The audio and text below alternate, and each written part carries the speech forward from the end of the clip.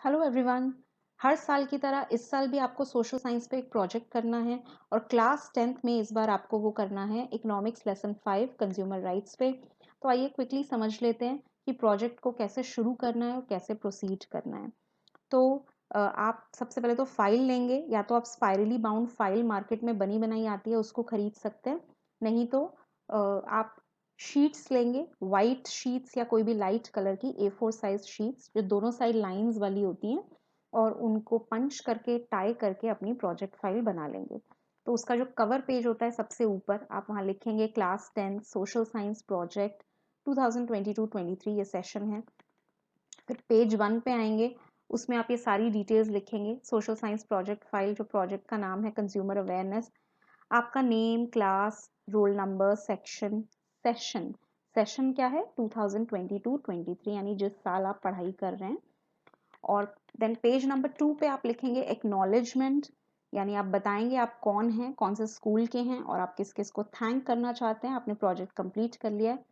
तो यहाँ पे आप अपना नाम लिखेंगे, जैसे आई सपना गोयल स्टूडेंट ऑफ, यहाँ पे स्कूल का नाम, और फिर आगे का मटेरियल सेम आप लिख सकते हैं। आप इंटरनेट से भी कुछ और कॉपी कर सकते हैं। पेज नंबर 3 पे आपने बनाना है इंडेक्स। अब इंडेक्स के लिए मैंने लिखा है all points given on next page, यानी क्योंकि मैंने इसको रिपीट नहीं किया दोबारा, तो ये 9 पॉइंट्स हैं जिन पे आपको प्रोजेक्ट डेवलप करना है। तो ये जो बोल्ड लेटर्स में लिखा हुआ है, सिर्फ इतना इतना आप इंडेक्स में लिख देंगे, यानी पॉइंट नंबर 1 में लिख देंगे the consumers in the market place, point 2 में कंज्यूमर मूवमेंट, इस तरह से 9 पॉइंट्स बना देंगे। फिर पेज 4 से आपको अपना प्रोजेक्ट शुरू करना है। तो कुछ भी डिफिकल्टी नहीं है, डायरेक्टली बुक में से ही है। अब मैं आपको समझाती जाती हूँ। जैसे पहला पॉइंट है the consumers in the market place, how consumers were exploited in the market. तो ये आपका फर्स्ट टॉपिक है। सो ये देख रहे हैं आप, ये पेज में आपको इंफॉर्मेशन मिलेगी, the consumers in the market place heading भी है यहाँ पे। लेकिन अब क्या है कि आपको अगर प्रोजेक्ट करने का मतलब ये नहीं होता कि एज इट इज बुक में से कॉपी कर दिया, आपको समझना है, जितना रेलेवेंट मटेरियल है उतना लिखना है, एक पैराग्राफ 1.5 पैराग्राफ में आपको खत्म करना है। तो बेसिकली इसमें बताया क्या गया है, बताना क्या है कि पहले ज़माने में कंज्यूमर्स की बहुत एक्सप्लॉइटेशन होती थी, जैसे कि उनको गलत सामान दे देना, या फिर टूटा फूटा सामान, या फिर एडल्ट्रेटेड सामान दे देना। इस तरह से मेनली ये एक्सप्लेनेशन यहाँ से शुरू हो रही है, पढ़ के यहाँ से भी शॉर्ट करके लिखेंगे। फिर नेक्स्ट टॉपिक जो है वो है कंज्यूमर मूवमेंट, पॉइंट नंबर 2।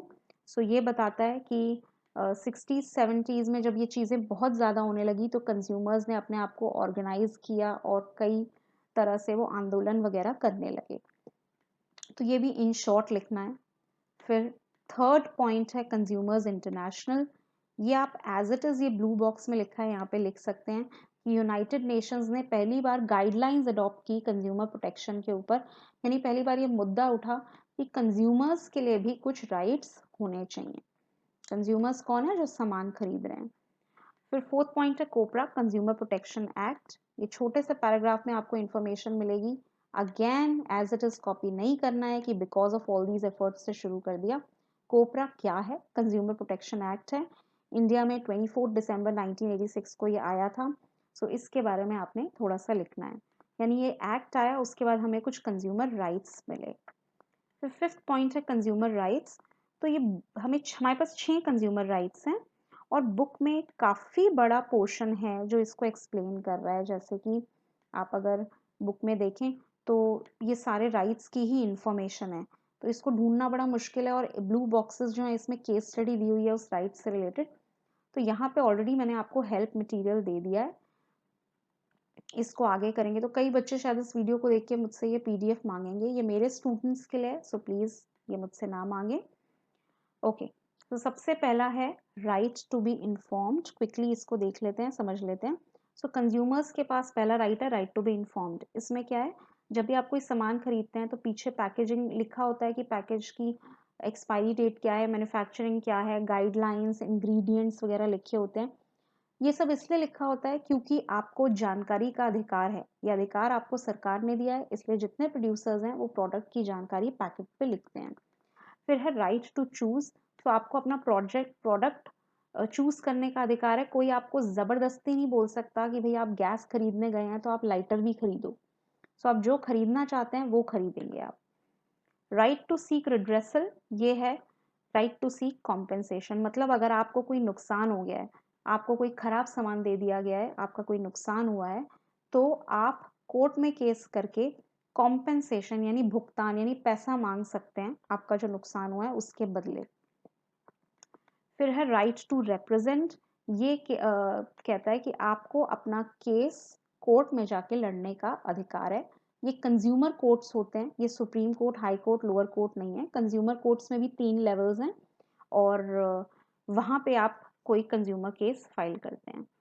फिर है राइट टू सेफ्टी, जो भी प्रोडक्ट आप खरीदते हैं उस पर आपको सेफ्टी का अधिकार है, यानी कोई भी मैन्युफैक्चरर ऐसा प्रोडक्ट नहीं बना सकता जिससे आपको कोई नुकसान पहुंचे।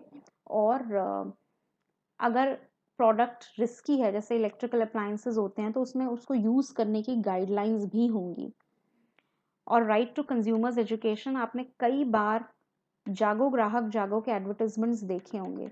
तो बेसिकली हर डिपार्टमेंट को आपको ये बताना है कि आपके क्या क्या अधिकार हैं, डिपार्टमेंट में आप कैसे कंप्लेन कर सकते हैं, क्या क्या आपको इन्फॉर्मेशन मिल सकती है।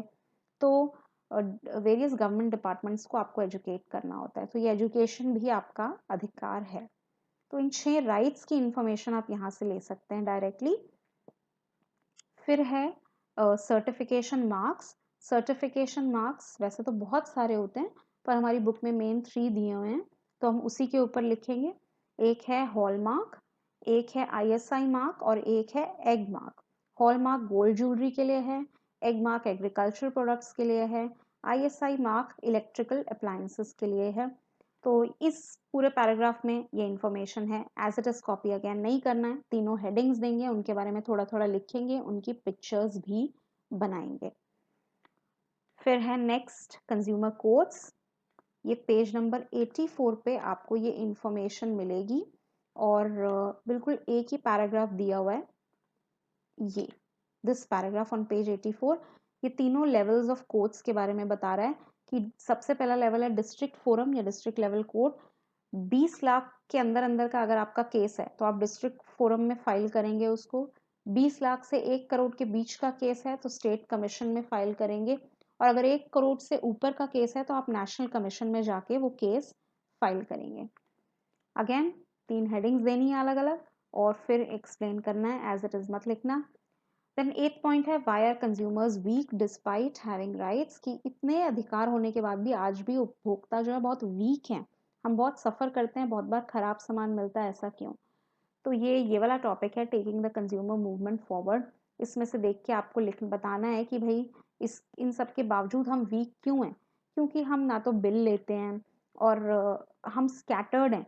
मतलब अगर एक कंपनी के एक प्रोडक्ट से 100 लोगों को नुकसान हुआ है तो उन 100 लोग एक दूसरे को नहीं जानते हैं, और तो फिर कैसे इकट्ठे मिलके आए और बताएं कि हमें ख़राब प्रोडक्ट मिला।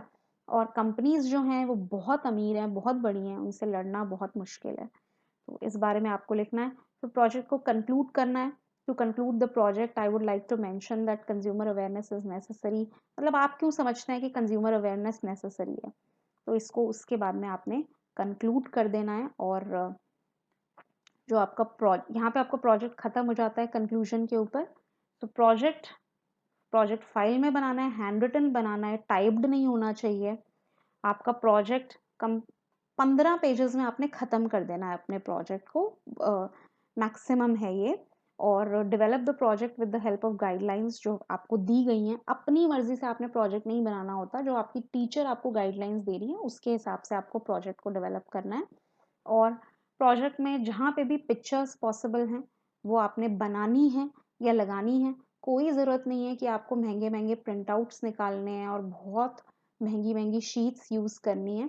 आप सीधा न्यूज़पेपर्स में से कुछ पिक्चर्स कट करके लगा सकते हैं, जैसे कोई एड्स वगैरह की, और कुछ कंज्यूमर्स की पिक्चर लगा सकते हैं, और जो ISI मार्क वगैरह हैं वहाँ मार्क्स को ड्रॉ कर सकते हैं।